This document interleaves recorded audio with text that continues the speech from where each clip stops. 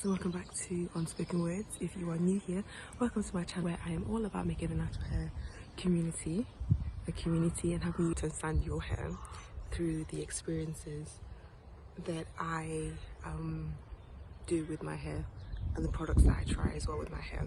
So sorry if I keep looking side to side. I'm just trying to record this video without anybody looking at me like what's she doing type thing, you know what I mean? And if you are a returning subscriber, hi, welcome back to my channel. So today I'm going to be talking about 7 superfoods that you can be taking to help with hair growth and the health of your hair. So as you know, I'm sure you've already heard about this on your journey, is that it's not just what you put on your hair, but it's also what you intake, what you eat, that affects how your hair grows and the health of your hair as well. So I'm going to come on here just to go do some quick examples of things that you can take to help to promote hair growth and hair health as well. So yeah, let's get straight onto the video. So the first one that you can do is sweet potatoes. Now, sweet potato has vitamin C, vitamin A. So vitamin C is it acts as an antioxidant, which is vital to help to clean up free radicals, which contribute to damaging your hair cells and cause your hair strands to age or to break or to lose its shine as well. It also is vital in making collagen, and collagen ensures that your hair strands are strengthened and also keeps the root of your hair firm, preventing things like alopecia, sudden hair loss from happening when you have that collagen and that strengthening of hair strands and firm roots. And having sweet potato incorporated in your meals can help prevent your hair from drying out. Sweet potato also contains beta carotene, which aids in the shiny appearance of your hair. It also contains potassium, again another mineral to help to strengthen your follicles and prevent hair loss. It also helps to deliver nutrients to your hair and prevents your scalp from drying out. And one last mineral that I want to touch upon for sweet potato is magnesium. And magnesium is important in promoting the production of protein, which is responsible for the creation of melanin and supports the different stages of growth that your hair goes through. If you don't know that your hair does go through different stages in its growth process, that's something you can go and Google hair growth phases. The second one is spinach. With spinach, it helps with the production of sebum. As you all know, that is the natural oil that our body produces. It also contains vitamins A and C, which is what aids in that production of sebum. Spinach is also said to have antioxidant properties, which helps to maintain the health of your scalp. Healthy scalp equals healthy hair equals continuous growth, less breakage. It's also said that spinach contains folic acid and biotin. So these two properties, they have an important role in keeping your hair healthy. Spinach is also said to be a source of magnesium and iron. When you don't have enough magnesium in your body, in your bloodstream, that can lead to hair loss and baldness. Also, having a deficiency of iron, so low iron, means that you're unable to maintain healthy hair follicles, which is where the housing or the store where the hair kind of grows out of. So without the iron, your hair follicles cannot be kept healthy, and there isn't that maintenance of healthy follicles. The next one is egg. Eggs is something that is really hyped up because it's a great protein food to add to your diet. It's supposedly cures damaged hair as well. So if you eat eggs daily, then it can work on your damaged hair in terms of helping to rebuild any damage that is on your hair or in your hair. And it gives your hair the strength that it needs as well. Because of the proteins within the egg, it helps your hair to be stronger and much sturdier in nature in its composition. It also is said to help to smooth your hair. So as a whole, because of the protein within the egg, it's also said to have all the nutrients that does help with nourishing your hair, strengthening your hair, and helping to have that smooth feeling of your hair as well. And the next one is water, of course. It's like a staple, both topically and internally. Water is a staple. It's so important, not just for your body and your skin, but for your hair as well. Just like a plant, it needs water to grow, so does your hair. And I know that I have done a video in the past where I kind of did this whole pouring oil on a plant that wasn't really a plant because there wasn't a plant in there, but a small pot with soil in it. And I was just kind of said that, you know, you wouldn't water your plants with oil, so why are you doing that with your hair? So water is a key ingredient in supporting the vitamins and also contributing in your hair growth. And water is said to make up almost 25% of the weight of a single strand of hair. As you can see, it is important.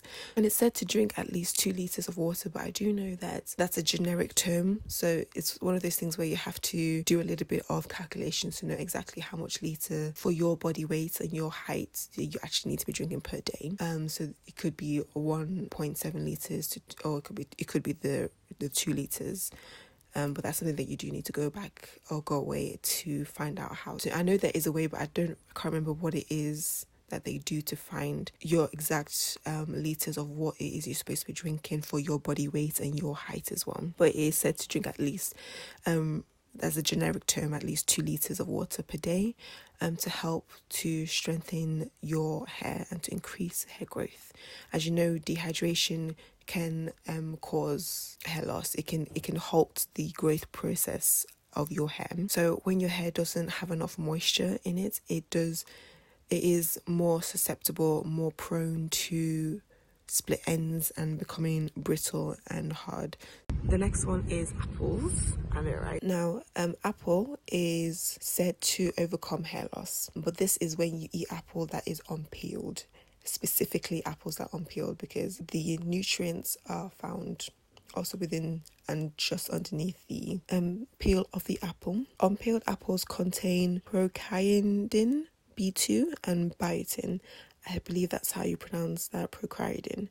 I don't know, but yeah, contains those which are compounds that help in binding proteins that help to trigger hair growth. And it also these minerals also help to strengthen the roots of the hair as well to prevent severe hair loss. Apple is also said to overcome dry scalp as well.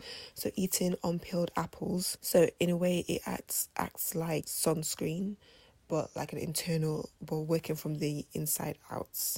Because apple contains compounds that can protect the scalp from adverse effects of the sunlight in the form of UVB rays. So it keeps your scalp moisturized and prevents it from being dry. In addition to this, dust, dirt and free radicals can also be the cause of itchy scalp or finding or having bumps on your scalp. So that's why you see in the natural hair community, or you see a lot that, you know, apple cider vinegar rinse is so great for the hair because it can not just help with the balancing of the pH, but also to moisturize condition your hair to help it to be protected and remove all those, you know, dust, free radicals, dirt and things like that are contributing to an itchy scalp. But again, we're not really talking about what's going on your hair in this video, more so what you eat. So eating apple is, you know, as you hear, the apple, I know it's apple a day keeps the doctor away, but also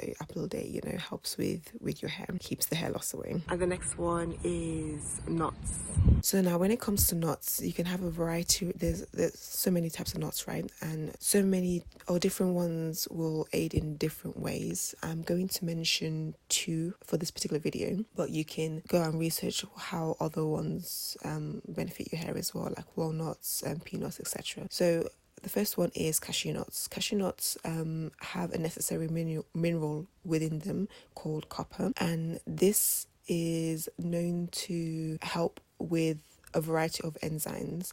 One enzyme in particular is called the tyrosinase. So the enzyme tyrosinase uses the copper to convert tyrosine to melanin, and melanin, as we know, is what produces that pigment, that color in both our hair and our skin. Another nut you can also take or incorporate into your diet is Brazil nuts, and this is good for if your hair is prone, as our hair is, prone to breakage or even thinning as well.